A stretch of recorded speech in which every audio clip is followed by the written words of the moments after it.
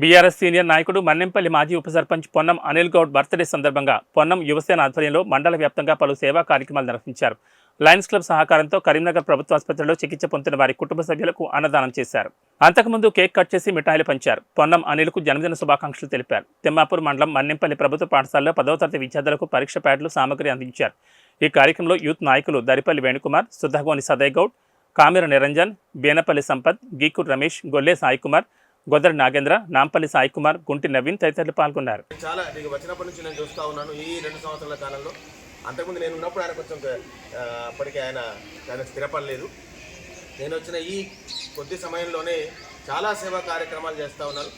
ఆయన యొక్క జన్మదినాన్ని పురస్కరించుకొని యువసేన పొన్నం అనిల్ గౌడ్ పొన్నం యువసేన మన్నెంపల్లి తరఫున మరి వచ్చినటువంటి ఆయన మిత్రులు, స్నేహితులు, జూనియర్లు, సీనియర్లు అందరికీ పేరు పేరున స్వాగతం తెలియజేస్తూ